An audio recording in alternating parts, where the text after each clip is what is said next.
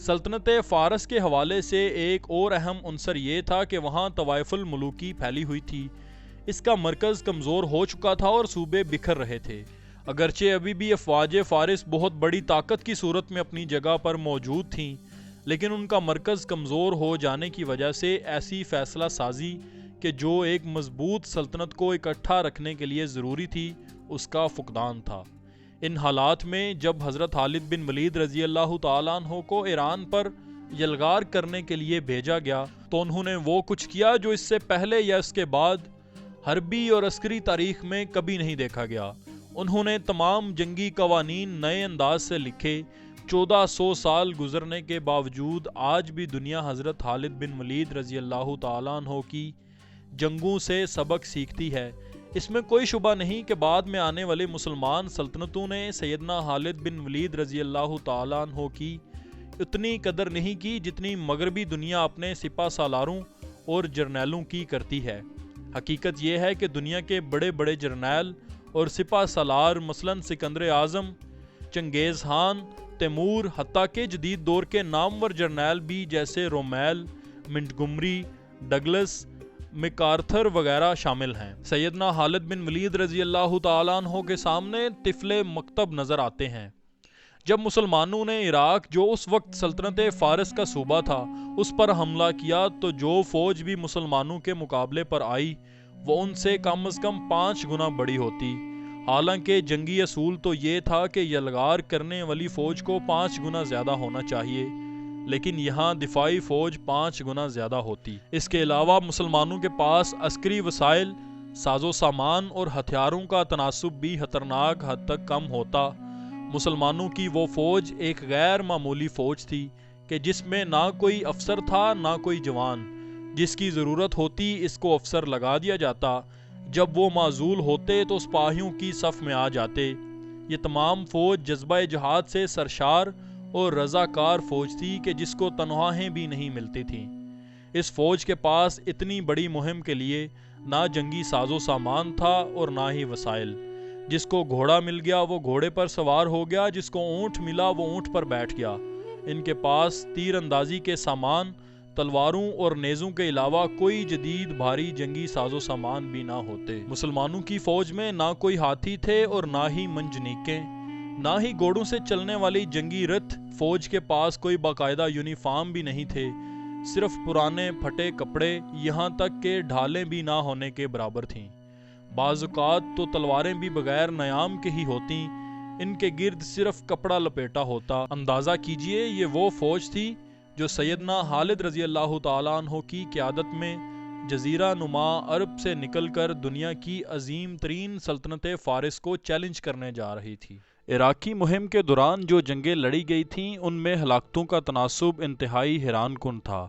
ایک طرف سلطنت فارس کی مضبوط ترین فوج تھی اور دوسری طرف یہ پھٹے پرانے کپڑوں میں ملبوس ایک رضاکار فوج کے جو جذبہ جہاد سے سرشار تھی کہ جس نے اس وقت کی معلوم عسکری حکمت عملیوں کی دھجیاں اڑا کر رکھ دیں۔ ان کے پاس نہ وسائل تھے نہ ہی عددی برتری۔ یہ جنگ بھی اپنے وطن سے سینکڑوں میل دور جا کر لڑ رہے تھے، جس کی وجہ سے رسد اور کمک کا راستہ بھی خاصا طویل ہو گیا تھا۔ مگر اس کے باوجود جب جنگ ہوتی تو ہلاکتوں کا تناسب کچھ یوں ہوتا کہ جیسے 50,000 دشمن جہنم واصل اور صرف 400 مسلمان شہید، یعنی ہلاکتوں کا تناسب ہی عقل دنگ کر دینے والا ہوتا۔ آج تک دنیا کے تمام عسکری ماہر یہ سمجھنے سے قاصر ہیں کہ اس قدر قلیل فوج کے ساتھ مسلمان کس طرح اتنی بڑی تعداد میں دشمنوں کو ہلاک کرنے کے قابل ہوتے تھے، جبکہ ان کا اپنا نقصان نہ ہونے کے برابر ہوتا۔ دنیا کا کوئی سپہ سالار یا جرنیل تاریخ کے کسی بھی دور میں ایسی مثال پیش نہیں کر سکتا کہ جیسی خالد بن ولید رضی اللہ تعالیٰ عنہ نے کر کے دکھائی۔ یہ درست ہے کہ رومی اور فارسی سلطنتوں میں طوائف الملوکی تھی، مگر اس کے باوجود بھی وہ بڑی زبردست قوتیں تھیں۔ لہٰذا صرف عسکری نقطہ نظر سے یہ وضاحت نہیں کی جا سکتی کہ کیوں مسلمان ہر جنگ میں ان کو اس بری طرح شکست دیتے، حالانکہ وسائل اور عددی اعتبار سے بھی مسلم افواج دشمن سے کئی گنا کم ہوتیں۔ اس کا جواب عسکری پہلو میں نہیں، سیدنا خالد بن ولید رضی اللہ تعالیٰ عنہ کی روحانی قیادت میں ہے۔ جو کچھ بھی ان جنگوں میں ہو رہا تھا اس کو کسی جنگی قاعدے کے تحت نہیں سمجھا جا سکتا جب تک اس روحانی پہلو کو نہ سمجھا جائے جو سیف اللہ کو حاصل تھا۔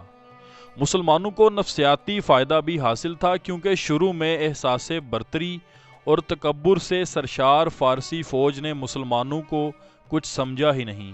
وہ سمجھے کہ روپے، پیسے، مال و دولت کے چکر میں کچھ لٹیرے آ گئے ہیں جو ہمارے ملک میں لوٹ مار کرنا چاہتے ہیں، انہیں تو ہم اپنے چھوٹے چھوٹے کمانڈروں کے ذریعے ہی ٹھکانے لگا دیں گے۔ اس احساس برتری کے زام میں مبتلا فارسی منصوبہ ساز مسلمانوں کی اس حربی طاقت کو سمجھ ہی نہ سکے کہ جس کی بنیاد اسلام کی اخلاقی اور روحانی اساس پر تھی۔ ان تمام حالات میں شام کی حیثیت غیر معمولی تھی۔ اس زمانے میں ملک شام میں موجودہ اردن، لبنان اور فلسطین بھی شامل تھے۔